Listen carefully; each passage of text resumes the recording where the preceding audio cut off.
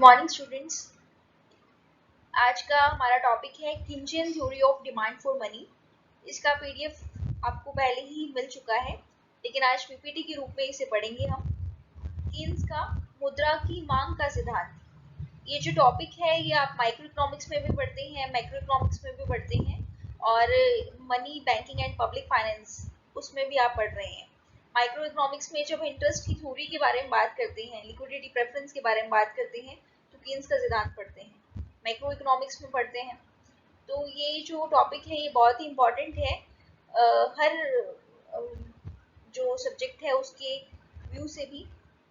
कीन्सियन theory of demand for money, और NET वगैरह के एग्जाम्स में भी ऑलमोस्ट इस पर क्वेश्चन आता ही आता है। कीन्स का मुद्रा की मांग का सिद्धांत।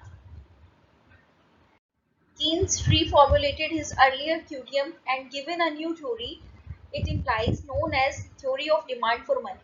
Keynes ने जो अपनी अर्लियर क्यूटीएम थी उसको रिफॉर्मुलेट किया और एक न्यू थ्योरी दी जिसे हम कहते हैं कीन्स का मुद्रा की मांग का सिद्धांत। कीन्स ने बताया कि मुद्रा की जो मांग है वो तीन उद्देश्यों के लिए की जाती है। ये मोटिव्स लिखा हुआ है, मोटिव का मतलब होता है उद्देश्य। कीन्स ने बताया कि जो मुद्रा की मांग है वो तीन उद्देश्यों के लिए की जाती है। नंबर एक, ट्रांजैक्शन मोटिव। यहाँ चाहे इंग्लिश में लिखा हुआ है लेकिन मैंने आपको नोट्स मोस्टली हिंदी में प्रोवाइड किए हैं और पीपीटी हिंदी इंग्लिश दोनों में है। और अगर आपको कोई वर्ड इंग्लिश में नहीं समझ में आ रहा तो आप अच्छे से सुनिए, मैं सब चीज़ों की हिंदी भी बोल रही हूँ साथ साथ। मोटिव्स तीन तरह के हैं, ट्रांजैक्शन मोटिव, प्रिकॉशनरी मोटिव और स्पेकुलेटिव मोटिव। कीन्स ने कहा कि मुद्रा की जो मांग है वो क्यों की जाती है, तीन उद्देश्यों के लिए की जाती है। पहला उद्देश्य है ट्रांजैक्शन मोटिव। ट्रांजैक्शन मतलब होता है लेन देन करना। लेन देन उद्देश्य के लिए मुद्रा की मांग की जाती है। नंबर दो है प्रिकॉशनरी मोटिव। प्रिकॉशन मतलब होता है जोखिम से बचना, सतर्कता रखना। सतर्कता उद्देश्य के लिए मुद्रा की मांग की जाती है। और नंबर तीन है स्पेकुलेटिव मोटिव, जिसे हम कहते हैं सट्टा उद्देश्य। सट्टा लगाने के उद्देश्य से मुद्रा की मांग की जाती है। तो ये बहुत इंपॉर्टेंट है पहली बार कि मुद्रा की मांग किन किन उद्देश्यों के लिए की जाती है। नंबर एक, लेन देन उद्देश्य, ट्रांजैक्शन मोटिव। नंबर दो, प्रिकॉशनरी मोटिव, सतर्कता उद्देश्य। नंबर तीन, स्पेक्युलेटिव मोटिव यानी सट्टा उद्देश्य। सबसे पहले हम बात करेंगे ट्रांजैक्शनरी डिमांड फॉर मनी। जो ये लेन देन उद्देश्य है इसके लिए मुद्रा की मांग क्यों की जाती है। तो हमारी जो रोजमर्रा की आवश्यकताएं हैं उसको पूरा करने के लिए हमें क्या चाहिए, नकदी चाहिए। हाथ में जो पैसा है वो हाथ में पैसा चाहिए, कैश के रूप में पैसा चाहिए। सभी लोगों को मुद्रा की, नकदी की आवश्यकता होती है ताकि वे अपनी रोजमर्रा की आवश्यकताओं को पूरा कर सकें। आप कॉलेज आते हैं, कॉलेज से घर जाते हैं, तो उस बीच में भी आपके पास, यदि आप ट्रेवल करते हैं तो बस का किराया, अगर आप कुछ खाते हैं तो कुछ खाने के लिए आपकी जेब में कुछ ना कुछ पैसा होना चाहिए जिससे आप रोजमर्रा की जो आवश्यकताएं हैं उसे पूरा कर सकें। इसलिए हम मुद्रा की मांग करते हैं। एक सिंपल उद्देश्य है जिसके लिए हम मुद्रा की मांग करते हैं, मुद्रा को कैश के रूप में रखना पसंद करते हैं। उदाहरण के रूप में वेतन को ही लीजिए, यह मासिक होता है। जो हमारी सैलरी है वो क्या होती है, मंथली होती है और एक मास के अंतर पर मिलती है। जब मंथ कंप्लीट हो जाता है तब हमें सैलरी मिलती है। परंतु मासिक वेतन पाने वाले लोगों को प्रतिदिन कोई ना कोई खर्च चुकाना होता है, लेकिन जो मंथली वेतन सैलरी मिल रही है उनको डे टू डे कुछ ना कुछ एक्टिविटी होती है, इकोनॉमिक एक्टिविटी, कोई सब्जी, कोई कहीं जाना है आपने, कोई बुक खरीदनी है, तो कुछ भी एक्टिविटी है उसके लिए आपको कुछ ना कुछ चुकाना पड़ता है। इसलिए उनके पास वेतन का कुछ भाग नकदी के रूप में हमेशा होना चाहिए। तो सैलरी का कुछ पार्ट जो है वो नकदी के रूप में हमेशा रखते हैं अपने पास, जिससे कि वे वांछित क्रय विक्रय जारी रख सकें। जिससे कुछ भी उनको, यदि कार चला रही हैं, बाइक चला रही हैं तो पेट्रोल डलवाना है, कुछ भी उनकी आवश्यकताएं हैं उनको वो पूरा कर सकें। साथ ही व्यावसायिक फर्में भी अपने चालू सौदों तथा व्यावसायिक दायित्वों को निपटाने के लिए नकदी की कुछ मात्रा अपने पास रखती हैं। जितने भी बिजनेस क्लास फर्म है वो जितने भी करंट ट्रांजेक्शन्स करते हैं उसके लिए उनके पास पैसा होना चाहिए, तभी ये जो बिजनेस क्लास है ये अपने सभी व्यवहारों को पूरा कर सकते हैं। इस प्रकार लेन देन उद्देश्य के लिए मुद्रा की मांग तथा आय के मध्य धनात्मक संबंध पाया जाता है। मुद्रा की मांग और इनकम के बीच में पॉजिटिव रिलेशन पाया जाता है। इनकम लेवल जितना अधिक होगा मुद्रा की मांग उतना ही अधिक होगी। Keynes assumed that the demand for money on normal rate of interest, Keynes ने माना कि जो मुद्रा की मांग है सामान्य ब्याज दर पर, डिपेंड्स ऑन इनकम, कि वो किस पर डिपेंड करती है, आय पर डिपेंड करती है। मुद्रा की मांग जितनी हमारे इनकम लेवल ज्यादा होगा उतना ही हम ट्रांजेक्शन लेन देन के उद्देश्य के लिए पैसा क्या रखेंगे, ज्यादा रखेंगे। It is positively related to the income level. यहाँ एक बहुत इंपॉर्टेंट बात है कि जो ट्रांजेक्शन डिमांड फॉर मनी है और जो इनकम लेवल है, ट्रांजेक्शन डिमांड फॉर मनी यानी जो टीडीएम है, टीडीएम यहाँ लिखा नहीं जा रहा, टीडीएम और वाई के बीच में क्या रिलेशन होता है, पॉजिटिव रिलेशन होता है। टीडीएम मुद्रा की मांग तथा आय के बीच में क्या धनात्मक संबंध पाया जाता है। टीडीएम मतलब ट्रांजैक्शन डिमांड फॉर मनी और इनकम लेवल के बीच में कैसा रिलेशन है, पॉजिटिव रिलेशन है। ये एक डायग्राम है ट्रांजैक्शन डिमांड फॉर मनी का और रेट ऑफ इंटरेस्ट का। इसमें बताया है कि ट्रांजैक्शन डिमांड फॉर मनी जो है वो रेट ऑफ इंटरेस्ट से किसी भी प्रकार से रिलेटेड नहीं होती, इनइलास्टिक होती है। इनइलास्टिक का मतलब है कि अगर रेट ऑफ इंटरेस्ट में चेंज आता है तो ट्रांजैक्शन डिमांड फॉर मनी में यानी लेन देन उद्देश्य के लिए कोई चेंज नहीं आएगा। इनइलास्टिक का मतलब कोई परिवर्तन नहीं आएगा और इलास्टिक का मतलब परिवर्तन आना। इनकम लेवल में चेंज होगा, यहाँ देखो इनकम लेवल चेंज हो रहा है, इनकम लेवल बढ़ रहा है तो ट्रांजैक्शन डिमांड फॉर मनी बढ़ रही है। इनकम लेवल कम हो रहा है तो ट्रांजैक्शन डिमांड फॉर मनी कम हो रही है।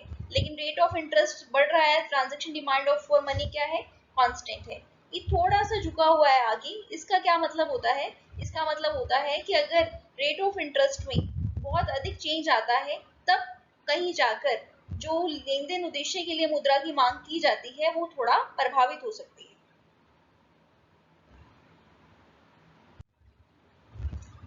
इसलिए हम कह सकते हैं कि at normal rate of interest transaction demand for money and interest relates to inelastic relationship and income elastic. Next उद्देश्य है प्रिकॉशनरी डिमांड फॉर मनी, जोखिम से बचने के लिए या सतर्कता उद्देश्य के लिए मुद्रा की मांग। प्रत्येक व्यक्ति या व्यवसाय की यह प्रवृत्ति होती है कि वह नकदी का कुछ भाग अपने पास रखता है। हम भी ये देखते हैं जो रोजमर्रा का जीवन है, कुछ भाग तो हम लेन देन के लिए रखते हैं और कुछ पार्ट हम सेविंग के लिए रखते हैं, चाहे हम फर्दर एजुकेशन के लिए रखें, चाहे हेल्थ के लिए रखें। कुछ भी आकस्मिक घटना हमारे साथ घट सकती है तो हम कुछ पार्ट जो है वो सेविंग के रूप में रखते हैं। तो यही जो है ये प्रिकॉशनरी डिमांड फॉर मनी के रूप में आता है, ताकि आने वाले समय में हमें नहीं पता होता कि चोरी हो जाए, दुर्घटना हो जाए, इन चीजों का हम बीमा भी नहीं करवा सकते। तो जोखिम से बीमा नहीं करवाया जा सकता, इसलिए रिजर्व रूप में अपने पास रखना होता है। इसे ही कहते हैं प्रिकॉशनरी डिमांड फॉर मनी। कुछ पैसा हमारे पास रहे सतर्कता उद्देश्य के लिए, क्योंकि कई बार क्या होता है कि व्यापारी जो है प्रतिकूल स्थितियां, कोई ऐसी बिजनेस में बहुत लॉस हो जाता है, उसको पार करने के लिए या फिर एकदम से कोई सौदा आया है उसका लाभ उठाने के लिए, अनएक्सपेक्टेड कुछ डिसीजन लेना है, उसका लाभ उठाने के लिए अपने पास कुछ रिजर्व जो है वो हमेशा रखते हैं। Keynes believed that beyond the money hold in planned transaction, additional money balance also hold in the form of cash to money demand is known as precautionary demand for money. The unexpected includes accident, natural activities, etc. Transaction and precautionary demand for money both are income elastic.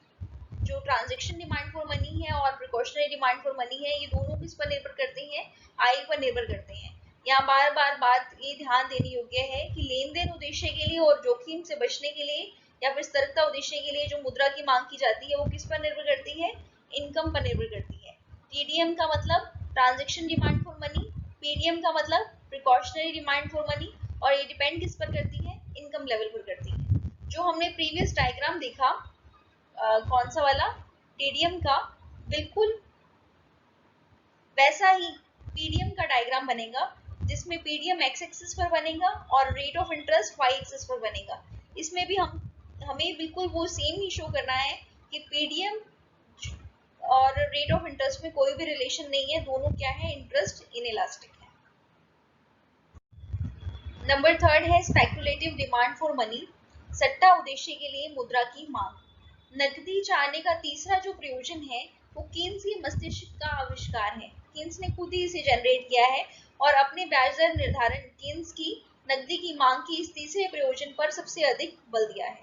Keynes ने कहा है कि ये जो तीसरा प्रयोजन है ये डिपेंड किस पर करेगा, रेट ऑफ इंटरेस्ट पर करेगा। जो पहले दो प्रयोजन है, transaction demand for money and precautionary demand for money, वो किस पर डिपेंड करते हैं, इनकम लेवल पर डिपेंड करते हैं। लेकिन जो स्पेकुलेटिव डिमांड फॉर मनी है ये किस पर डिपेंड करेगा, रेट ऑफ इंटरेस्ट पर डिपेंड करेगा। लोगों में सट्टेबाजी व जुएबाजी की प्रवृत्ति होती है। लोग क्या करते हैं, सट्टा लगाते हैं, जुएबाजी की प्रवृत्ति होती है।